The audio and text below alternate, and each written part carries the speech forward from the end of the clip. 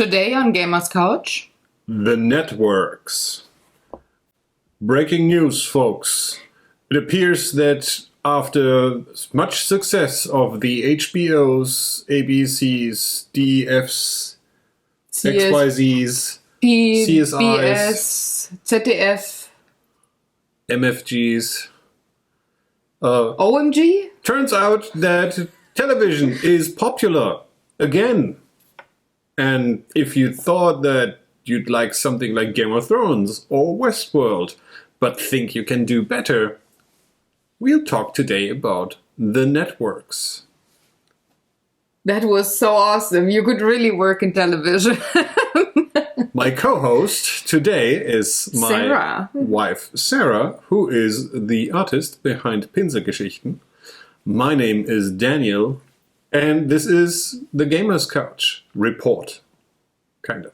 The weekly video podcast all about board games where we both nerd out about our gaming collection and tell you all about one game from said collection. Today it's networks. We go about it pretty much like every week. So first he's gonna tell you very, very roughly how that game plays, and we show you one whole turn. So we play.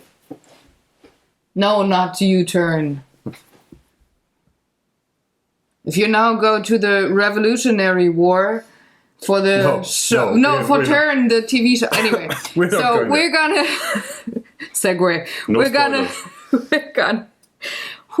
We're gonna have a test round played for you in the first section of the video. Then we talk about what we liked or not liked, and finish off with funny stories and experiences. There won't be any teasers for Draw for Initiative for a while because, well, as of today, I'm on vacation.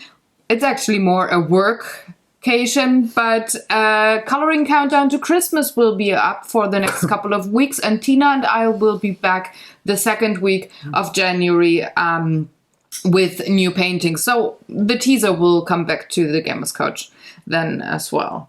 So my love, while I sip my second cup of coffee, yes, it's goddamn early in the morning. Please explain the game. Beep, beep, beep, beep, beep, beep, ba, ba, ba, ba. Or some kind of jingle for the second. I was just, why do you hum the European hymn for the European TVs? Some news show. No. We won't go there.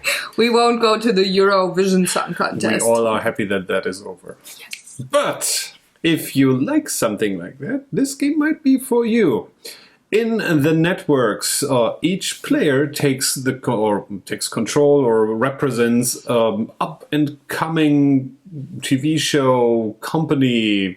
What are they called? Production company. No, they're a network. They're a network, yeah. But I was for some reason I was thinking there's another term there that I was missing. In German lesson of the day, it's Sender or a transmitter, which kind of is in these days. It's more streamer than transmitter, right? Awesome. Well, okay, let's get started with the game. So. You wanna, create an entertaining cavalcade of shows to gather viewer interest. Just like with the YouTubes. Problem with that, not every show has been made equal. So some shows have a great season 1, but then kind of drop off and you have to cancel them, replace them with another show.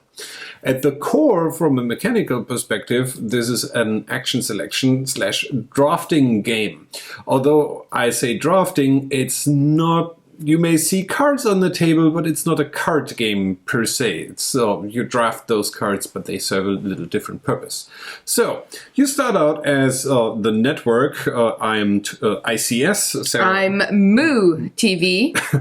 And you, as almost any small-scale network, start with 3 really shitty shows. In my case, on my 8 p.m. slot, I have Cooking for Your Gerbil.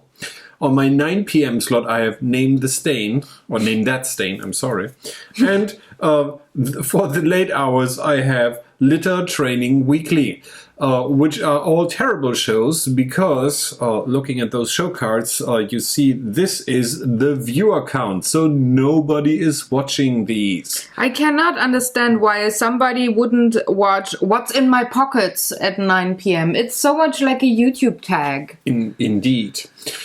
So your job is to acquire or to develop new shows, maybe attach a star or two to them, and also finance them. You have to manage your budget by signing ad contracts and, well, getting rich. Although the game is not about getting rich. The game is ultimately about who has the most viewers, which kind of translates into getting rich, but on a different scale.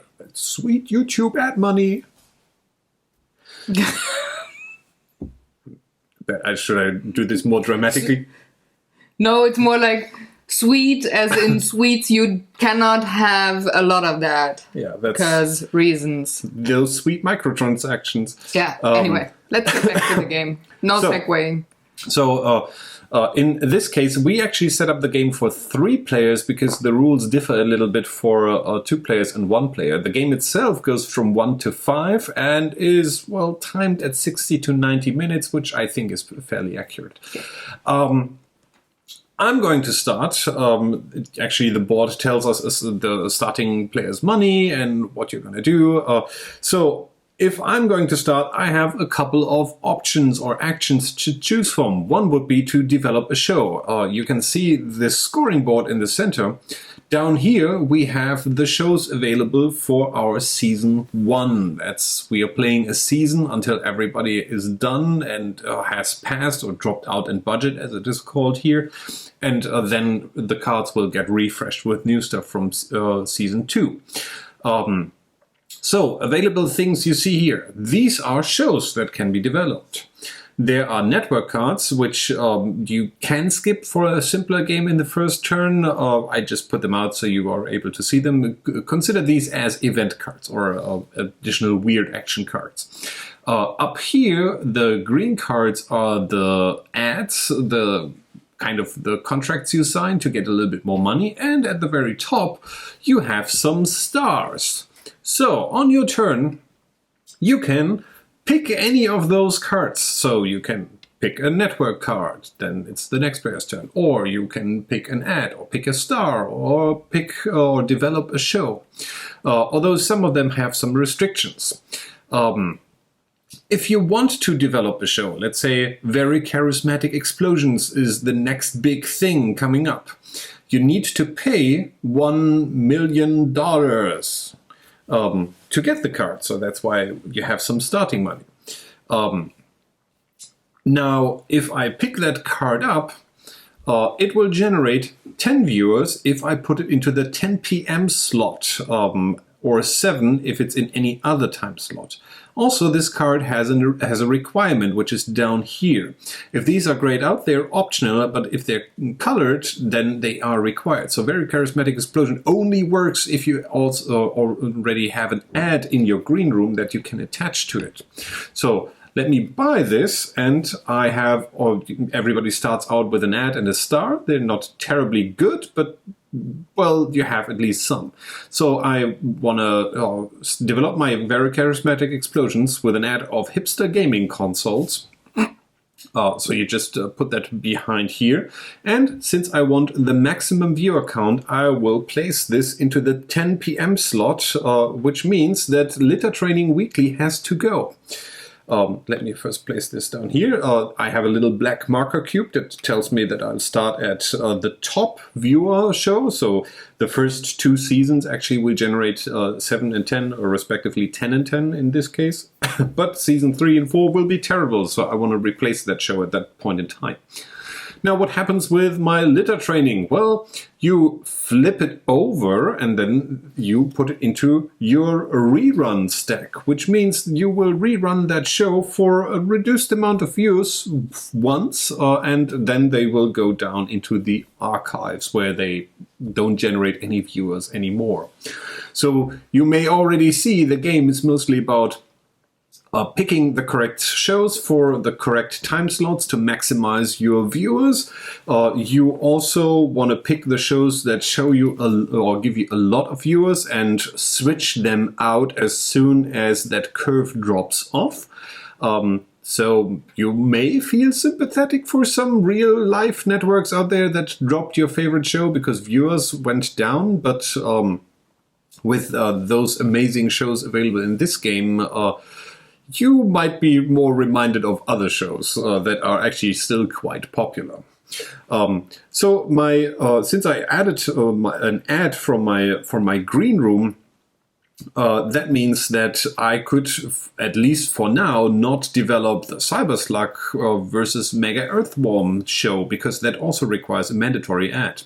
However, and by the way, this is after every other player has taken their turn, that this will be my action for this turn, I could still pick up Old Folks Complaining, because Old Folks Complaining has this in gray, meaning I can develop the show even if I don't have a star or an ad, and add them on later. Just to give you a quick overview of the rest of the action. So develop a show means you pick one of those cards, you pay the price that is on the top left corner to buy it, attach mandatory stars or ads, and then place them in one of your time slots. You can also sign a star. So for example, this public television legend here would cost me 1 million to hire, and you can already see stars increase the viewers if they are attached to a show. Some stars are better than others, some are just consistent with what they do in terms of viewer adding. You can also land an ad, and that works a little bit differently, because if you sign an ad, you don't pay for it, you get the money. So signing ads is your main, or landing ads is your main income generation tool. So if I want to pick up Blast Radio's Pure Sugar cereal, I get 2 million immediately just for picking up the card. And if I have it attached, it also generates money, but we'll get to that in some time. I can also take a network card, and these come in different flavors. They have something like Audition, which has an exclamation point saying this card has to be done or run immediately, saying draw a star, keep it for free, which is actually not bad. Or there are cards that say X1, which you keep and can play if the conditions are met. There are also cards in there that have an ongoing effect, or some cards that give you additional scoring opportunities at the end of the game. Another action you can do is to attach a star or an ad, and that would come if I would have picked up for Old Folks Complaining, and after that had acquired another ad or another star, and I want to attach it to that. That is a full action, taking one out of your green room and attaching it to your show. You can also replace an ad or a star there, but keep in mind this is still an action. So if you might want to pick up cards first before spending actions on rearranging the cards or rearranging the ads and stars that you have there. Lastly, you can say you want to drop and budget, which is kind of the passing in this thing. If you do that, I've actually forgot to. I have not all components on the table. I did a terrible job setting up. I'm super sorry, because now I have to do some rascheling, which is German for rascheling. Making noise. So in this case, I forgot the turn order marker. So I started, if I want to drop and budget, I would take my little disk here and put it on the leftmost drop and budget space, which means I get 7 million credits, but then I'm done for the season.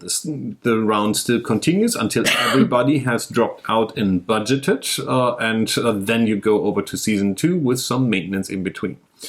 So this would. Should I quickly play the season 1 and then we can do the flipping please, and everything? Do your action. Yeah, I want the green Cyberslug versus Mecha Earthworm for the 8 p.m. slot, and I have to have an ad with it. So I'm doing pretty much the 10 p.m. thing that you just did, but at 8 p.m. on the Sci-Fi Channel tonight. Cyberslugs versus Mecha Earthworms. Okay. Yeah. Completed. Then it goes back to me. I actually want to do. I want to pick up an ad. So I'll just take those migraine munition painkillers. And you haven't seen this on the other cards, but this actually says rotate unless show is on preferred time slots. So some of the ads or stars have additional conditions that are down here, and you can see if I meet the condition, everything is fine, and I would add $2 million at the end of the show every time. But if I had to turn it around, this generates nothing, but it would still fulfill the condition of having an ad on a given show. Yeah. So it's your turn. I want to buy the 10 p.m. Slot for another $1 million. I do have a star. I have the Moonlighting Travel Agent. That will now be the star of Chainmail Bikini Warrior. It's like, booyah! And so that bumps up viewer counts. Yeah. So I'm going to put that at my 10 p.m. slot. This is actually a program I would watch. Sarah is also following a strategy there that really? is introduced a little bit later in the game. It's I don't think it's possible to have that on the first season, but I'm going there as well. You may notice now I pick up awesome industrial accidents for 1 million. I'll develop this, and that's why I picked up this the ad. And remember, this ad says rotate unless show is on preferred time slot. The show has a preferred time slot of 9 p.m. So I'm going to put it onto 9 p.m. so I don't have to rotate my ad in this case. And Name That Stain now also goes into the reruns. So I now have 2 shows in the reruns that will do there. To speed this up a little bit, let's drop out and budget so I can talk about what happens. I wanted to draw a star. Then draw a star. I want to have this card and draw a star. So this is not a star from the pool that is available, but this is a star that will be drawn from the card, and you won a cult sci-fi actor. Will Wheaton, anybody? That doesn't quite look like Will Wheaton. No. But it's more like George Takei.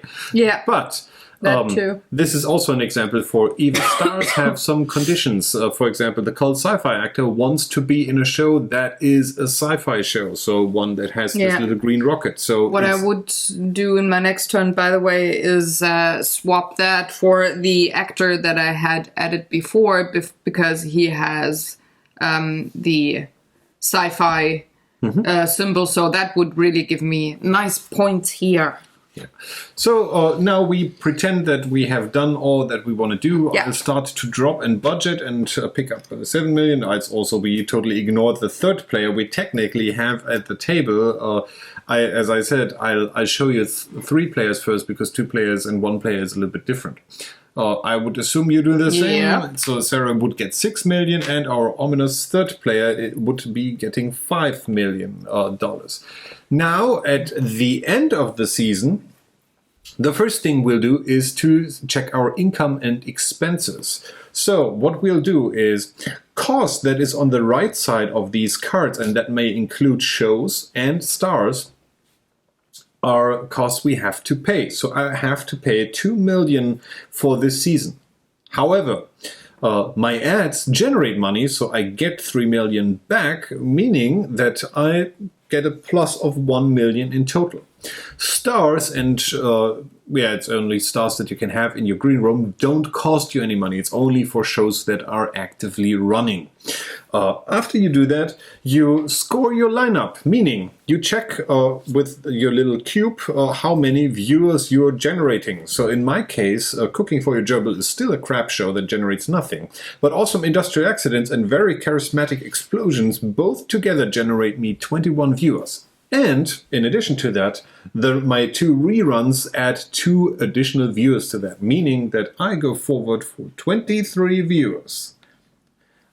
By the way, if you have trouble counting, there's a handy little number chart on here which you can use to add and distract or reduce, because it might get a little bit more involved if you have all 3 shows out there with different stars attached, and you just want to keep track of that and keep the game going. Do that in your kind of off time when everybody else is doing their action. I got 22.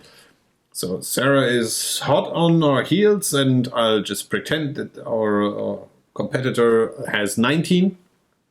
Now, what we'll do is we age the shows. So Cooking for a Gerbil is already on the last point, so it cannot be aged any further. But Awesome Industrial Accidents is now moved down to the second slot. Same for Very Charismatic Explosions. And you can already see, so in Season 2, the Industrial Accidents will only generate 7 viewers for me. I might have to replace that with a higher value show or a higher viewer count show.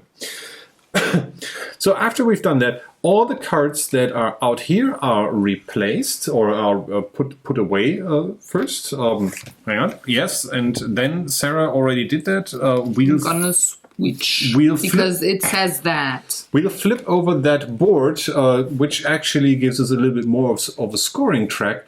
The notable difference here is that Drop and Budget now also gives you a choice of, do you want to take the money or do you want to take some viewers? You can't take both, you have to pick one. And turn order is then decided by viewers. Who has the least goes first, and then from there it goes on. And we go to Season 2. Season 2 actually has its own season cards. So 2 and 3 has its own stack, and 4 and 5 has its own stack. And you do that until you have completed 5 seasons, scored them accordingly, and after the end of the 5th season, you age your shows still in the 5th season, and then you score the shows another time, totally ignoring money cost. Speaking of cost, if you are ever not able to pay for whatever cost you have to pay, that means you don't get to spend any money for that, but you lose the full amount in viewers from your scoring track, which is not good. But as short as that sounds, but that's the game. You have 5 seasons of these actions that you can do. You'll try to get ahead of other players. The only cards that add in some randomness or some variety are pretty much these network cards. There's if you're playing the basic game, you only play with cards that are unmarked. There are cards marked advanced if you want to play the advanced game. I would play maybe one basic game, but I would get onto the advanced cards fairly quickly. There's also some kind of, it's not a variant or an expansion, but some of these cards are called interactive cards, which are marked with an I, which if you actually want to have less of, or if you want to have more interaction than taking away a card that someone else wants in the drafting, you can use these cards that are more, a little bit more aggressive. They're not necessarily a full take that kind of thing, but they might be useful if you if you have a very competitive play and want to have a chance of hindering maybe the player that has a running away victory or something like that. To be honest, we're not the biggest fans of the up-in-your-face, I'm going to ruin your strategy. We kind of more enjoy the engine building aspect of this. So we haven't played with these, although that you've seen these cards from other things. They allow you to steal maybe money or to... some of them are actually a little bit more subtle, where they say, hey, someone, where was it? Knock off. You can score another player's show for yourself because you made a successful knockoff. Obviously, everything in the game is kind of a reference to the last, I'd say, at least 30 to 40 years of television, with different shows, different actors you will recognize, and I think that's pretty much it. A thing I haven't explained yet is the reason why we were starting to collect cards of the identical genre, and so maybe I still have to get another. Yeah, so on our next season, we would put out 5 shows. 4, 5. And And apart from Sarah liking the show, she would probably go for Agents of Shampoo, because that also is a green science fiction card, and she already has 2 science fiction shows. And I've got a sci-fi actor. And in this game, if you ever have 3 cards of the same movie series genre, and it doesn't matter if they're running or if you have them in a rerun stack or in the archive. So your reruns, actually, after scoring them, they go to the archives. I hope I mentioned that. Nope, not yet. But I did it. Yeah. I'm that's, prepared. That's the reason why you keep those in the archives, because you want to check if you have some matching genres there. So if you get 3 cards of the same genre, you get a choice. First of all, you get 5 viewers for all your effort, because people are pretty happy with your lineup, it seems. You're a major player in that genre. And then you get to decide. You can either draw 3 stars and keep 1 for free, or you can draw 3 ads, keep 1, but you don't get the money for that. Instead, you get the money from the 2 ads you discard, which is also very nice, or puts you into a predicament sometimes. Do you want to keep the card that generates more money, or do you want to toss it because it maybe has a higher value that you can gain immediately? If you ever get to 5 cards of the same genre, you get another 5 viewers and you have another choice. But in addition to the star and the ad, you can now choose to pick up 3 network cards and choose 1. As well as exchanging money for viewers. As well as, and that is actually quite handy, the reference says it, if you reach 5 like genres, exchange money for viewers at a rate of $4 million for 3 viewers, which is pretty good if you consider that you would probably arrive at 5 genres once you have your engine going for a little bit, you have some money at your disposal, and money isn't worth anything at the end of the game. So you want to convert your money into clicks, or viewers in this case. Yeah.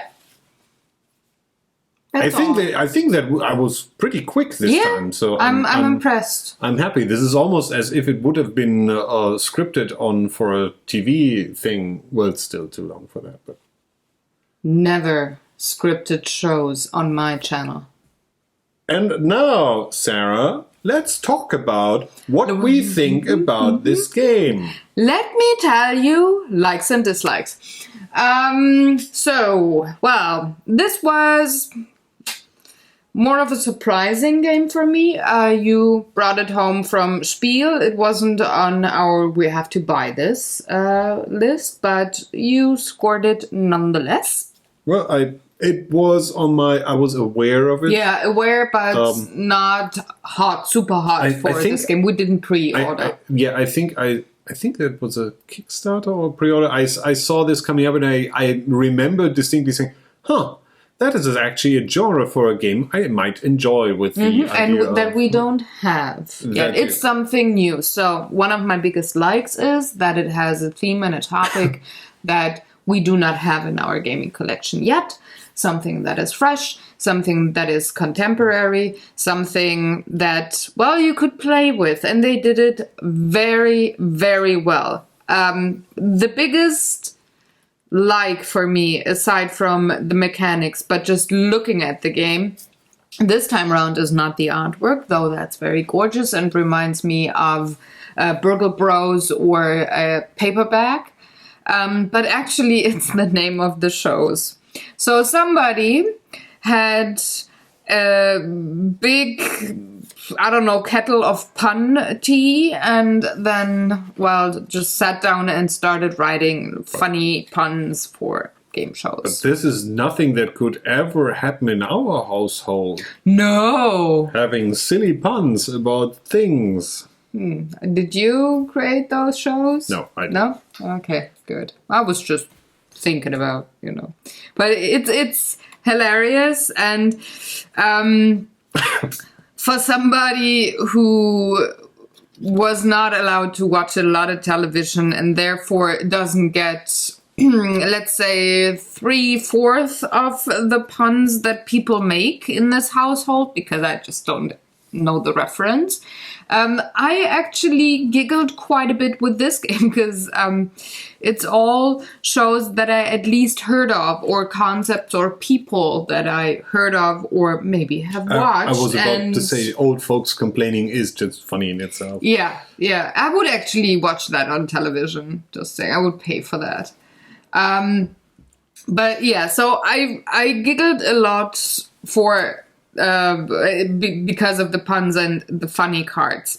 Now, taking away from my or just counteracting my love for those puns and cards, I fear that this would get old quite fast if you'd play this game, say, once a week.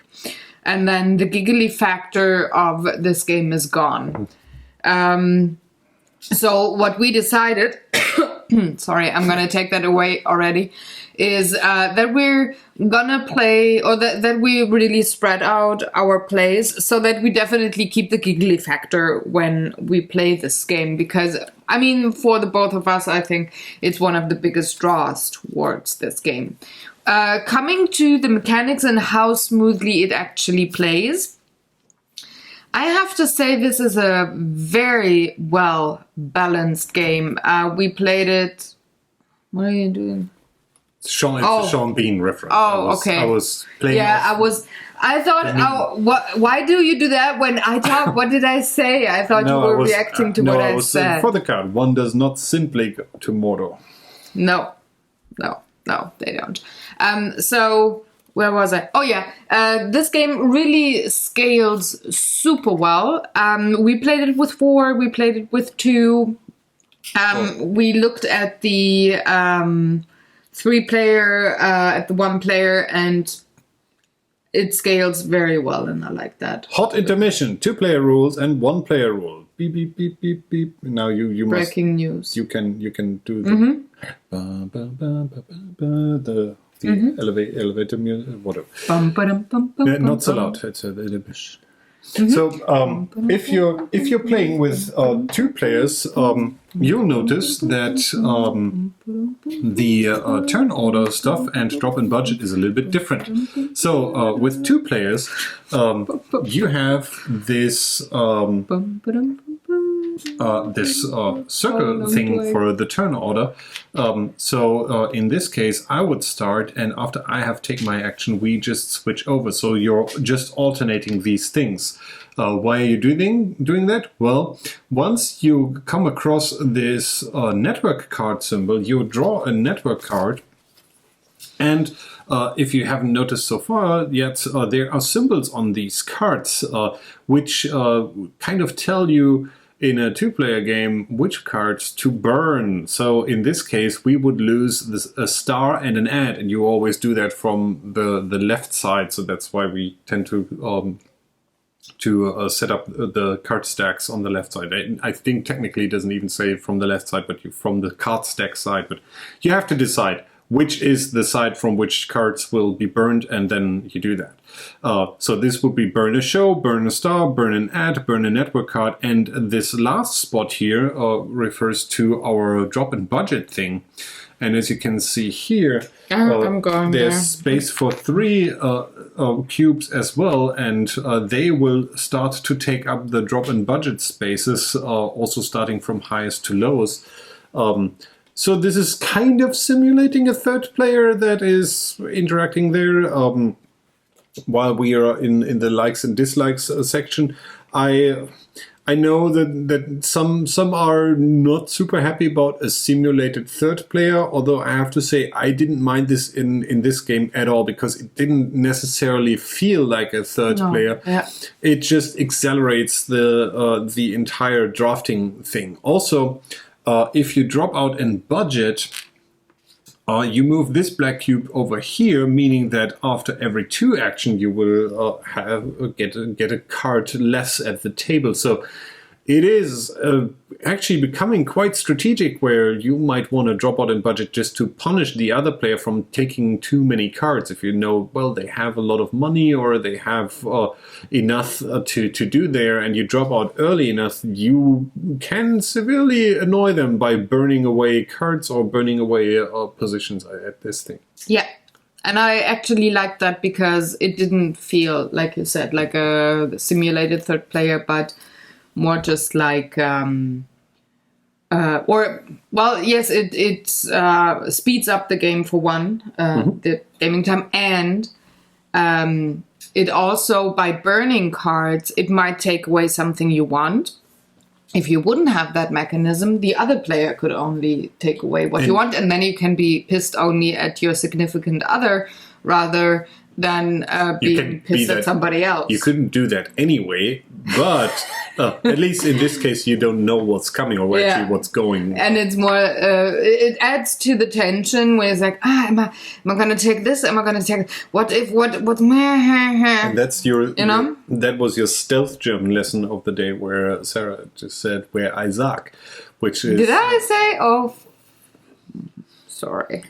Which would mean says in English. I'm sorry. If she would be speaking English. Or maybe I have a hearing problem on my website. I am talking. Of course you have a hearing problem. That's part of the marriage contract. That is very much true. But yeah, I like that it's very well scaled. In the first game, I thought, well, what's going on here? Because I did not realize that we're 100 and 200 viewer just markers for if you, and we were going around the track so fast that I was thinking, okay, did we play something wrong? But actually, you score up to 300. You score views rather fast, so that's well. It's not agonizing. You don't ever get that agonizing feeling when you look at the track and see that you score 30 or 40 points, like have the board in the first go. It's like just like, woohoo! I can have a television station. Also, it is usually highly unlikely that choices you make are not about do I score viewers or do I not score viewers. It's more about how do I optimize, how do I maximize the amount of viewers that I'm scoring. You can always do something. It's never to your disadvantage. You can always say, I'm not going to do anything and score a lot of money and be first the next round. You can always do that. But you can, I think the game, like you said, is about optimizing your engine and not just building an engine there.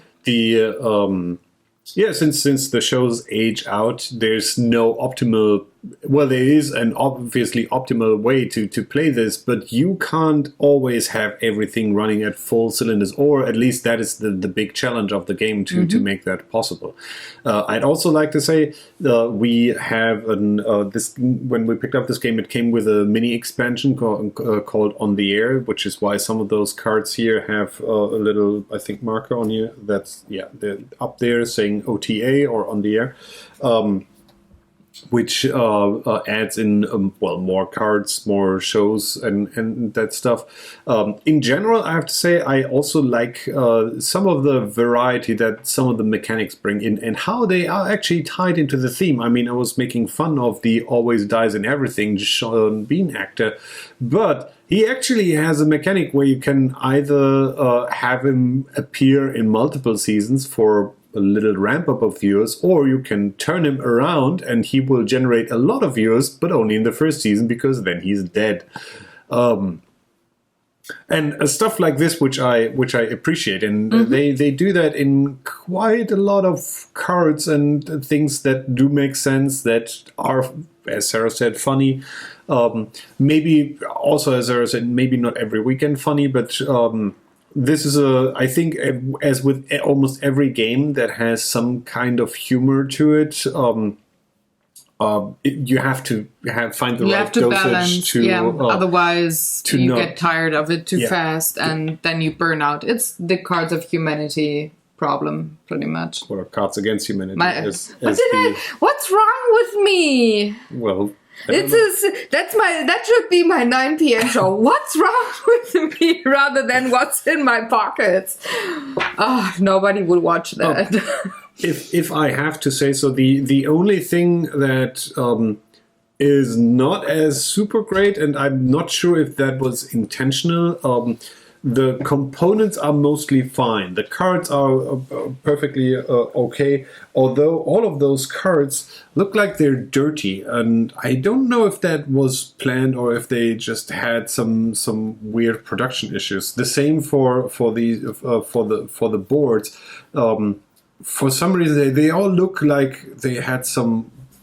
Moisture. Yeah, they do remind me of the games that came out mid to late 80s in Western Germany. Your card is also like this doesn't look artistically kind of worn off. It just looks worn off, which is. Maybe it's just my... What was the Schmidt-Spiele, the company in the 80s that had this particular look? Milton Bradley, Schmidt, and Parker. The one with the dude. There was one company that sold games in Germany with a kid with brown hair like I think that was Milton Bradley, MB. MB. You're right. And they had a distinct look to them, and it reminds me very much of this like ruggedy, greasy old look. Yeah. Yes, most of the shows, the way they look now, at least. Yeah, the most of the shows are from the same era. They celebrate. There's a lot of the 60s, 70s, 80s shows here, so maybe it's just the look, but. I know where you come from, where you say this looks used. Maybe, and you just unpack it and you're not sure. I mean, all this was sealed, so I don't think that we got a copy that was used somewhere else beforehand. But it's, it's weird. Probably it's just my very subjective feeling towards that game, but I think there's something they could have either done a little bit better or addressed it. But if that is my only criticism of this, then it's a very good game. Then you already know that our rating, which is coming up now, shake the arm, fat. 1, 2, 3. 2 thumbs up. I still give this a thumbs up because it's enjoyable on a mechanical level to me, as well as the theme is great. And I know there's maybe, I think last year there was another game that was about Hollywood and producing films that came out, but there aren't too many games about the subject matter of running a TV station or running a movie studio, and unlike killing zombies or something. So I appreciate having just something different here, and that also is not making bad jokes, because I mean the chances for this going wrong are actually pretty high. So in that case, that they nail the art style for me, and the show names, artist names, and the humor, and especially obviously the humor that happens by combining all those things. Just make you smile. Although I have to say, when we played this together with 2, we were way more focused about the mechanical aspects. And that is, by the way, now funny stories and experiences. Segue. Okay, go. Well, way more strategic when just the 2 of us played, that was like, okay, this game is not fun anymore. Well, it's still fun, but it's not funny in that case, where we're here for business. I'm not checking out the cool names of the shows and picking them or going for that. But I want to maximize for some reason, I've become the corporate evil entity that we all despise, that brings us the shows we don't. You were that in the first game too. You slip into your role very quickly. You're fired. When we play games. No, I'm your CEO. I can fire you, not the other way around. Oh, babe. But you're right that the first time we played it with 4 players, and there we, of course, giggled a lot. And sometimes even the shows for the names or the color or the artwork, and not so much because, well, maybe we were going down a specific business road. So we played more towards the fun factor there. Just the two of us, no fun. There's no way there would be fun in running TV shows no fun. Or shows anyways. Or any fun in playing a board game. No.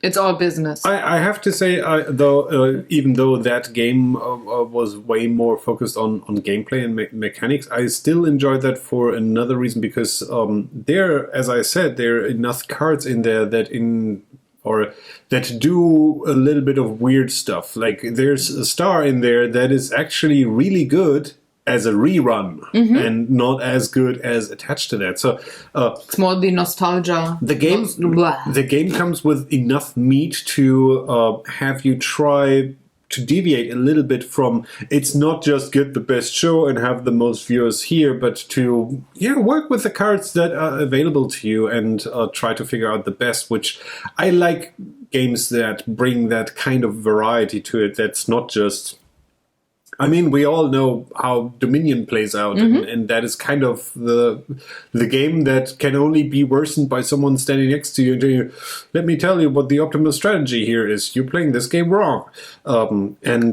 This here has some mix-up in there, specifically with the network cards, and that's actually why I would almost recommend to try it with the advanced cards. Don't worry so much on the first gameplay to get to know the cards. They are all fairly obvious what they do. Yeah. If I had to give a recommendation, go with the advanced game right away. Maybe do as we did and move out the interaction or the interactive cards. If you when we talked about this game just a tiny bit before the show or this video podcast, you were actually coming up with a very nice comparison to this game, which is Dominion.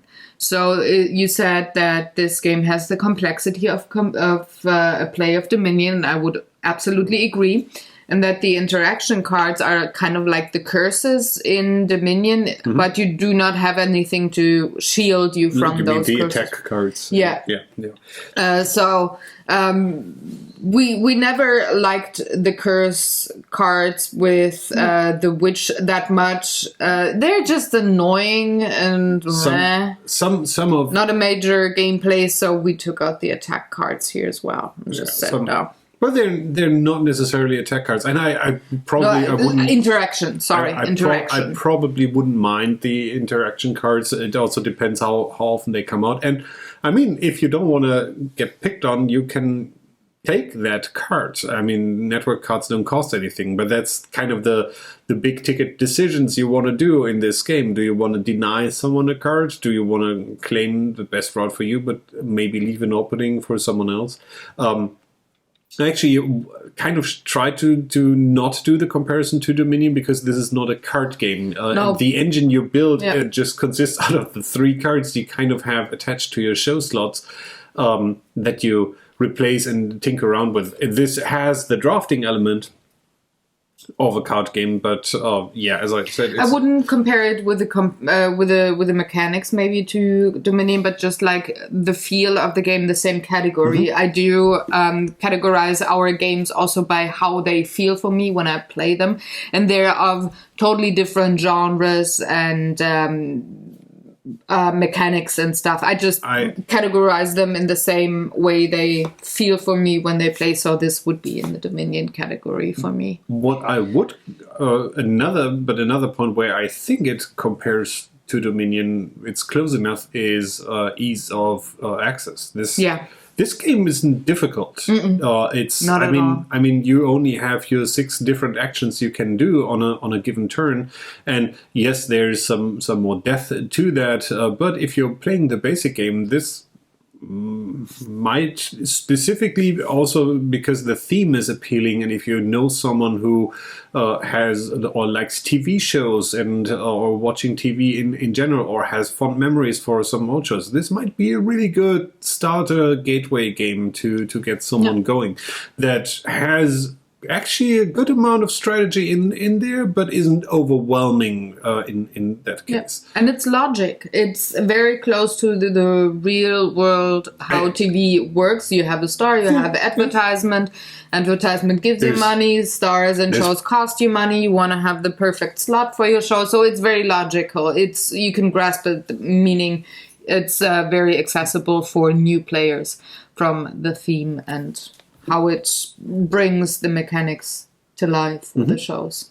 And of course the giggle factor, because come on, the Agents of Shampoo is pretty funny, at least, or the cringe. At least I was about to say it's the cringe, or the criminal mindfulness, or the reality show called Little Sister. It's the entire game has a good amount of those. Humor. And now we're sad because we don't have anything to tease for next week. No, because we're on vacation.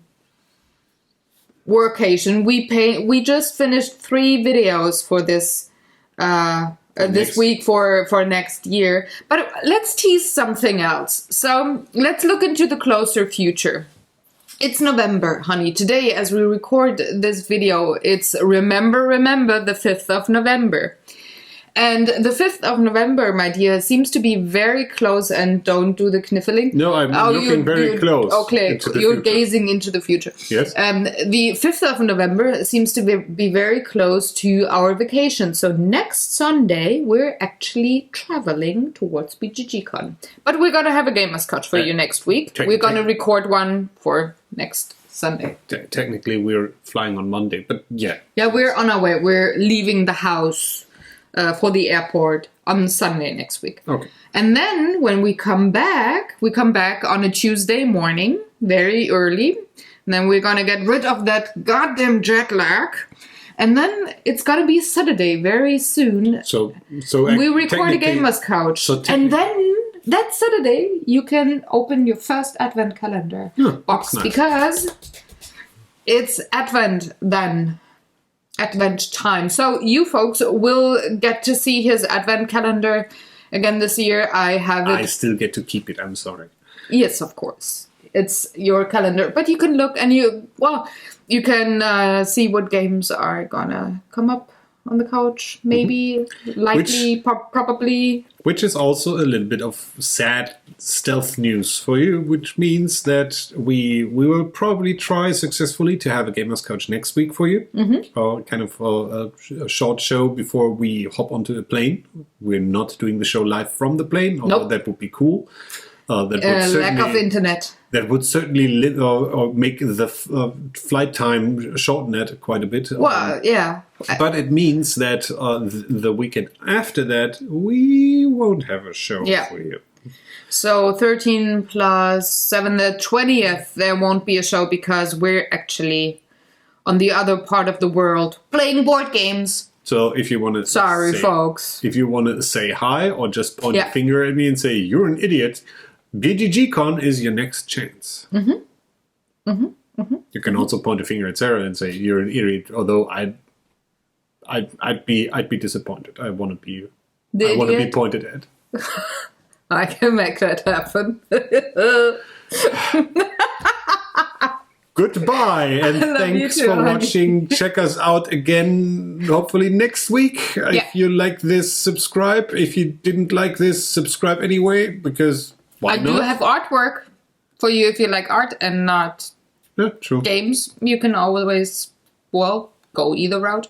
And if you don't like either of it, then have a lovely day too and choose another channel to watch. There's lots of them. Don't do that. Stay with us. Trust me. If they don't like us, I don't want them to. Life isn't always easy. Sometimes you have to watch shows that are terrible. Like the first half season of Agents of Shampoo. As we all know, were not good. Mediocre. Very mediocre. But we learned to love them in the second part of the first season, and they have been great ever since. And we're looking forward to the third season to come out on Blu-ray here. That's Agents of S.H.I.E.L.D. Season 3 isn't out here yet. On Blu-ray yet. Because TV show networks in Germany I mean, technically there are ways to watch those, but yeah, but I want to have it the legal way, please. No, there is a legal way, but that's like here's a iTunes. I know this video is getting longer. It has nothing to do with actually the networks, but somehow it does. For some reason, we are kind of already going with the times. We don't have a TV per se, or we don't watch TV. We don't even have some DVR thing. It's mostly everything about over the internet because, well, you can stream anything or download. While the offering here that are presented by companies like Netflix or Amazon are not comparable to the ones in the US, if you are watching from the US, or I think even comparable to what's available in the UK. It's so Agents of S.H.I.E.L.D., for example, runs, but you would have to actually watch it while it is running on TV, and that's like I'm sorry, but I've checked the time, and it's not the 1980s anymore, and I want to watch that when I have time available, and I'll probably binge watch it because have that in a click. And secondly, S.H.I.E.L.D. is a show that is better when you binge watch it. Yeah, and also I don't want to subscribe to 15 different streaming services just to watch one show there. So we always wait for the Blu-ray because we also want to listen to the commentaries and the behind the scenes. It's very interesting to, get a glimpse into how a show is produced, and then me personally looking more at the story side and how things... Anyway, so we're waiting for the Blu-ray. For how many months now? Because, season 4 is already running. And while that is running, they cannot produce, they cannot release the Blu-ray for season 3 on the German market because fucking I think commercials. I think this actually doesn't have anything to do with the German market specifically, but the one TV network said, no, we still got it running. The last 2 shows, you cannot have the Blu-ray out. Yeah. So, well, hopefully that comes out this or next month. We'll see. Yeah. Until then, we'll also see you again, hopefully. I already said that, but I'm saying this now to indicate the end of this video, and I'll finish this video by waving my hand like this and saying goodbye. Bye. Bye-bye.